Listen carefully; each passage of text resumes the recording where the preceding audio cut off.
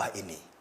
Amerika saja yang diyakini sebagai negara kuat malah ditemukan lebih dari 45.000 kasus di sana dengan 600 orang meninggal karena wabah. Padahal apa sih yang tidak dipunyai Amerika? Mereka punya semua, mulai uang sampai ahlinya. Dan mereka juga hampir bangkrut karena harus keluarkan uang lebih dari 1.500 triliun rupiah untuk menjaga warganya.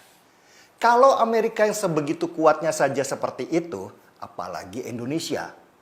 Sejak awal, Jokowi memang tidak memperkirakan dampak wabah yang begini besarnya. Dia hanya memperkirakan dampak ekonominya yang luar biasa ketika melihat saham-saham dunia rontok satu persatu. Dan benar saja, gempa wabah yang begitu besar, tsunami-nya jauh lebih besar. Teriakan lockdown di mana-mana. Teriakan ini bahkan dipolitisasi banyak orang dengan nuansa politik yang sangat kental. Tetapi Jokowi mengeras meski banyak orang di sekitarnya juga memaksa dia untuk lockdown. Jokowi berpikir kalau lockdown yang kena hantaman keras adalah masyarakat kecil, para pekerja harian yang hari ini makan, besok terserah Tuhan.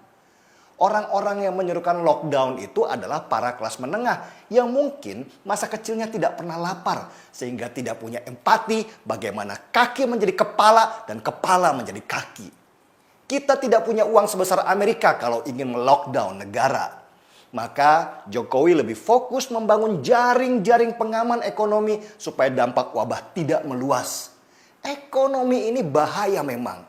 Kalau virus bisa membuat beberapa orang meninggal, ekonomi bisa menghancurkan satu negara. Orang lapar bisa gelap mata. Dan jutaan orang lapar, mereka bisa saling memakan sesama. Kebijakan Jokowi sudah tepat. Ia fokus membangun rancangan ekonomi dengan menunda cicilan kredit untuk para pengusaha kecil dan pengemudi online. Juga memberikan stimulus ekonomi pada bank-bank dan mengeluarkan kredit baru kepada pengusaha kecil sejumlah triliunan rupiah sampai harus mengeluarkan cadangan kas untuk menahan rupiah supaya tidak makin amblas. Jokowi dan jajarannya bisa dibilang bertarung habis-habisan di sini. Ini tahun yang lebih banyak pengeluaran daripada pendapatan. Lagi mana? Ekonomi dunianya berhenti. Bagaimana kita bisa ekspor kalau tidak ada yang beli? Meski pemerintah pusat sedang sibuk bekerja, ada saja orang-orang yang bukannya mensupport mereka, tapi terus menyerang Jokowi. Seperti Rizal Ramli yang terus-menerus meributkan apa yang dilakukan Menteri Keuangan Sri Mulyani. Padahal dulu ketika dia dikasih kesempatan menjabat sebagai menteri, kerjaannya nggak jelas, malah sibuk konferensi pers di depan wartawan. Ada lagi Said Didu yang lebih sibuk mempermasalahkan bantuan dari Cina sebagai hibah atau beli. Padahal sudah disentil rekan sejawatnya Dhanil Simanjuntak yang sekarang jadi jubir Menteri Pertahanan bahwa Prabowo sudah negosiasi dengan Cina dan akhirnya Cina menghibahkan bantuannya ke Indonesia. Si Didu malah sibuk bikin tagar anjing packing seolah-olah menghina penerima bantuan sebagai pengkhianat negara.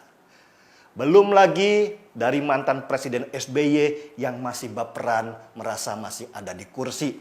Memaksa terus supaya Indonesia lockdown. Dia sendiri malah tidak melockdownkan dirinya. Malah bikin kongres partai. Dan akhirnya Bupati Karawang dari Partai Demokrat positif kena wabah dan semua kader harus diperiksa. Lucu kan? Begitulah situasi di plus 62.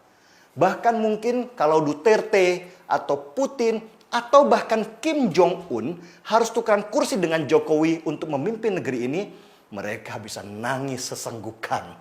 Warga plus 62 memang gak bisa dilawan karena cocotnya sungguh maha benar. Apresiasi untuk Jokowi dan jajarannya dalam memerangi dampak ekonomi akibat wabah ini. Paket ekonomi mereka sungguh berpihak pada rakyat kecil, bukan pada pengusaha besar. Dari semua komentar yang menyerang pemerintah, ada satu komentar yang saya rasa bisa dijadikan patokan oleh Jokowi bagaimana memerangi wabah ini. Komentar ini datang dari Mulan Jamila yang duduk di kursi sebagai anggota dewan yang terhormat.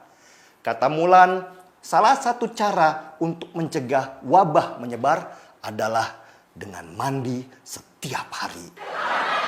Gila, jenius sekali. Sama sekali tidak terpikirkan bahwa kenapa wabah menyerang Indonesia adalah karena warganya kalau mandi bisa 2 hari sekali. Bahkan mungkin ada yang seminggu sekali. Salut buat ide brilian Mulan. Saya seruput secangkir kopi. Marki Bong, mari kita bongkar semua. Saya Denny Siregar, kita di acara Timeline.